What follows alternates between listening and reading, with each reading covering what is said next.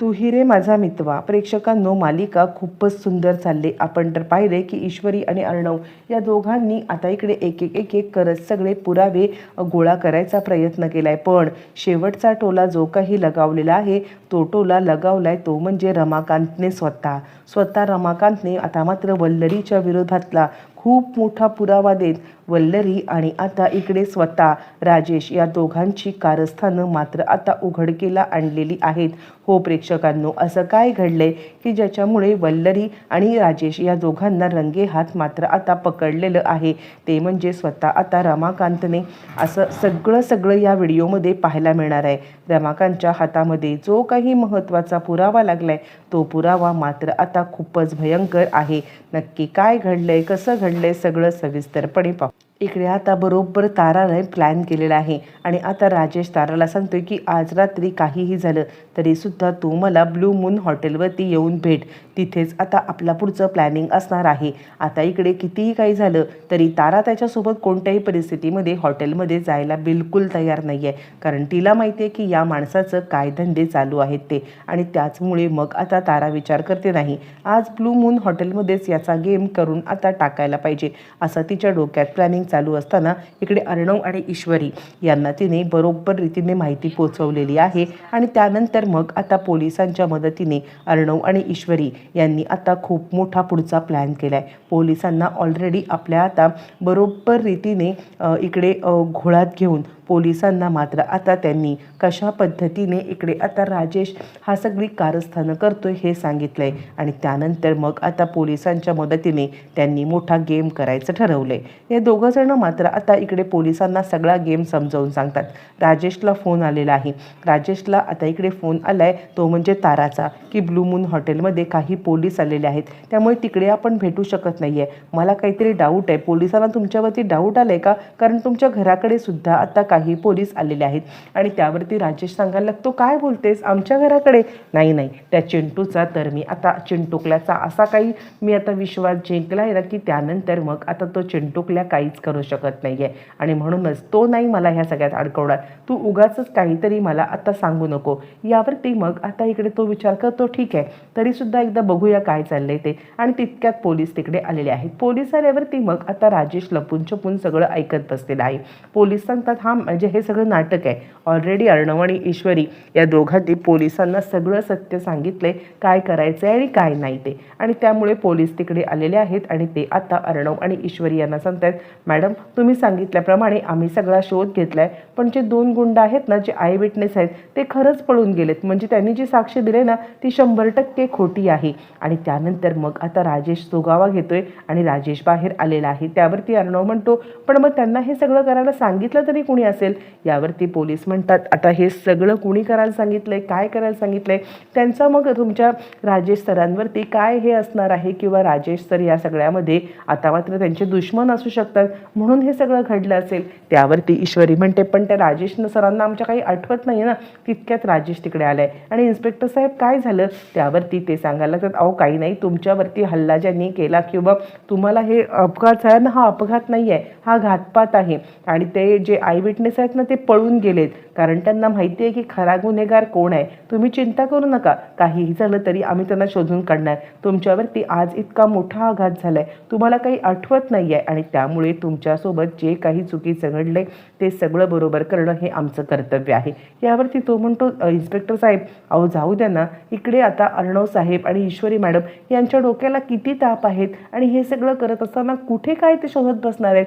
मला असं वाटते की ही केस न क्लोज करून टाका. यावरती ते म्हणतात, नाही, तुमची बायको अंजली हिने आता उलट आमच्याकडे प्रेशर टाकलेलं आहे की काहीही झालं तरी लवकरात लवकर ही केस ओपन करा आणि मला लवकरात लवकर या सगळ्यामध्ये कोण आहे ते समजावून सांगा. यावरती आता मात्र राजेश गडबडलाय आणि नाही, मी तिला समजावून सांगतो, ती असं परत तुम्हाला बोलणार नाहीये आणि म्हणूनच मी तुम्हाला सांगतोय की आता तुम्ही निघा आणि या सगळ्यामध्ये जे काही असेल ते मी तुम्हाला कळवेन. असं म्हटल्यावरती अर्णव आता पाहतोय त्याचे हावभाव आणि अर्णव विचार करतोय ह्याला आता बरोबर पकडायचं. आणि अर्णव म्हणतोय मला काय वाटतं माहिती आहे का राजेश, तुम्ही असं करू नका. तुमच्या मागे जो कोणी गुन्हेगार आहे ना त्याला शोधून काढलंच पाहिजे. तितक्यात तिथे सगळे घरातले आलेले आहेत.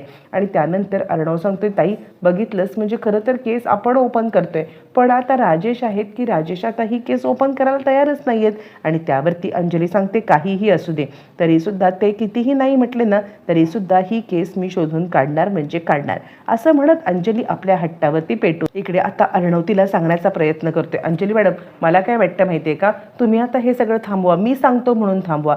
कसं आहे ना या सगळ्यामध्ये आता इकडे अर्णव आणि ईश्वरी यांना खूप त्रास होतोय आणि म्हणून मला असं वाटतंय. आणि त्यावरती ती म्हणते त्यांना त्रास होतोय की त्यांचा याच्यामध्ये हात आहे म्हणून त्रास होतोय, असं म्हणत तिने डायरेक्ट त्यांच्यावरती आरोप केलाय प्रेक्षकांनो. म्हणजे आता तिला या सगळ्यामध्ये काहीही झालं तरी अर्णव आणि ईश्वरी या दोघांवरती तिला आता असा काहीतरी घणाघाती हल्ला करायचा की काहीही करून अर्णव आणि ईश्वरी याच्यात आता त्यांचाच हात आहे असं तिला वाटतं. आता ईश्वरी सांगायला लागते नाही, मग आता काहीही झालं ना तरीसुद्धा सत्य समोर आलं पाहिजे. त्यावरती मग आता राजेश सांगायला लागतो नाही अहो खरंच काही गरज नाही आहे, कशाला तुम्ही या सगळ्यामध्ये पडताय अंजली मॅडम, अहो त्यांचा हात नाही आहे. आणि त्यावरती अंजली म्हणते काय हो, मला तर असं वाटतंय की तुम्हालाच हे प्रकरण ओपन व्हायला नको आहे किंवा तुम्हालाच या सगळ्यामध्ये खरा कोण गुन्हेगार आहे हे कळायला नको आहे की काय, का तुमचा काय याच्यामध्ये हात आहे, तुम्हाला का असं वाटतंय, तुम्ही काय इतकं सगळं करताय. यावरती तो म्हणतो नाही अहो घरातल्या घरात वाद नको म्हणून, बाकी माझा काही उद्देश नाही आहे. माझा काय उद्देश असणार आहे. अंजली म्हणते नाही मला तर असं वाटायला लागलं की ही केस दाबण्यासाठी हे दोघं नाही तुम्हीच प्रयत्न करताय. आणि हसत हसत ते म्हणते सोडून द्या, मला जे वाटलं ते मी बोलले, पण तुम्ही या सगळ्यामध्ये एकच काम करायचं आहे, काहीही झालं तरीसुद्धा आता मात्र ही केस ओपन झालीच पाहिजे. आता तो विचार करायला लागतो नाही काहीही झालं तरी ही केस ओपन होता कामा नये, यासाठी या अंजलीचं तोंड बंद करायला लागलं ना तरीसुद्धा चालेल. आणि तो आता घाणेरडी खेळी खेळतो. इकडे आता हे सगळं करण्यात आलेलं असतं राजेशला अडकवण्यासाठीच, की राजेशने काहीतरी चुकीचं पाऊल उचलावं, राजेशने या सगळ्यामध्ये काहीतरी चुकीचं काम करावं जेणेकरून आता मात्र राजेश या सगळ्या प्रकरणामध्ये अडकेल आणि त्याचा खरा चेहरा समोर येईल. आणि तसंच घडतं. इकडे आता राजेश लगेचच ताराला कॉल करतो आणि तो ताराला सांगतोय की बाकी काही नाही आहे, पण माझीच बायको आता इकडे हे प्रकरण उघडकीला आणायला निघालेली आहे, ते काही नाही आहे. मला आता हिचा गेम करूनच आपल्याला आता कॅनडाला जावं लागेल. एक काम कर, बाकीचं पासपोर्ट आणि ह्या सगळ्याची तयारी मी केले, एकदा जाऊन तू पासपोर्ट ऑफिसला ये, आपल्याला लगेचच 50 कोटीचं कर्ज मिळालं की इकडून निघून जायचं आहे. असं म्हटल्यावरती ती आता सांगायला लागते काय बोलताय सर तुम्ही तुमच्या बायकोचाच गेम करणार. हे करत असताना तिने मोबाईल रेकॉर्डिंग केले. बरं त्याच वेळेला तो सांगतो हो, कारण ही केस ओपन करण्यासाठी तीच तर प्रयत्न करते. गेम करायचा म्हणजे तिला सध्या किडनॅप करून ठेवू, आपण तिकडून फरार झालो, तिला शोधण्याचं नाटक करतोय असं म्हणत फरार होऊ, मग कुणाला काही कळणारच नाही आहे. असं म्हटल्यावरती ती सांगायला लागते ठीक आहे सर, मी बघते काय करायचं ते. आता इकडे तारा विचार करायला लागते किती नालायक माणूस आहे, म्हणजे आता स्वतःच्याच बायकोला किडनॅप करतोय, बाळ घरी आहे आणि हा बायकोला किडनॅप करून ठेवते, ते काही नाही आहे. मला आत्ताच्या आत्ता अर्णव सर आणि ईश्वरी मॅडम यांना हे सांगायला पाहिजे. बरं हे सगळं होत असताना मात्र आता इकडे नम्रता आकाशला कॉल करते आहे, पण वल्लरी मात्र आता तिच्या अंगावरती ओरडते, ठेवतो फोन, काय चाललंय सतत आपलं आकाशला कॉल करायचं, त्या ईश्वरीसारखं घर सांभाळायला घे असं म्हणत. आता मात्र इकडे तोपर्यंत राकेशने आपल्या गुंडांना कॉल केलाय.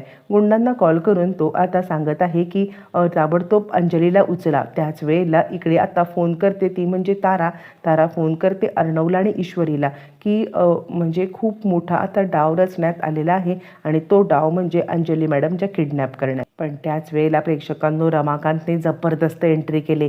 रमाकांतने ह्याचं सगळं बोलणं ऐकलंय आणि कुठे चालत जावे बापू असं म्हणत त्याला अडवलंय. अचानकपणे रमाकांत चिडलेला बघून सगळ्यांना धक्का बसलाय आणि रमाकांत सांगायला लागतो 1 मिनिट, कुणी कुठेही जाणार नाहीये. आणि तो वल्लरीला पण थांबवतो आणि तो सांगतो आत्तापर्यंत या घराचे सगळ्यात मोठे 2 दुश्मन आमने सामने आहेत आणि त्यांचं सत्य तुमच्या समोर आणतोय असं म्हणत रमाकांतने आता मात्र एका हातामध्ये इकडे आता वल्लरीचं कॉलर धरले, एका हातामध्ये धरले राजेशची कॉलर आणि सगळ्यांच्या समोर आणलंय. आणि तो सांगायला लागतोय ही वल्लरी, हिने काही वर्षापूर्वी माझं आयुष्य बर्बाद करत माझ्या मुलांना पोरकं केलं आणि हा आता आलाय राजेश, तो माझ्या मुलीला फसवून तिला आता किडनॅप करून 50 कोटींचं कर्ज घेऊन चाललाय. मी तुमच्या दोघांचं बोलणं ऐकलं होतं. वल्लरीचा मी शोध घेत होतोच की ती बाई कोण आहे, बाई कोण आहे. मी सगळा शोध घेतला आणि त्याच वेळेला तुझं पण बोलणं ऐकले. एका झटक्यात रमाकांतने या दोघांना एक्सपोज केले, घरच्यांच्या समोर सत्य आणले. अंजलीचे डोळे उघडले ते एका फोन कॉलमुळे ताराने दाखवलेल्या. ताराला फोन कॉल करून जे किडनॅपिंगचं बोललेलं असतं त्यामुळे, आणि माणसंसुद्धा किडनॅपिंगसाठी आलेली असतात. इकडे आता अंजलीचे डोळे उघडलेत. रमाकांतने दोघांना जबरदस्त शिक्षा केलेली.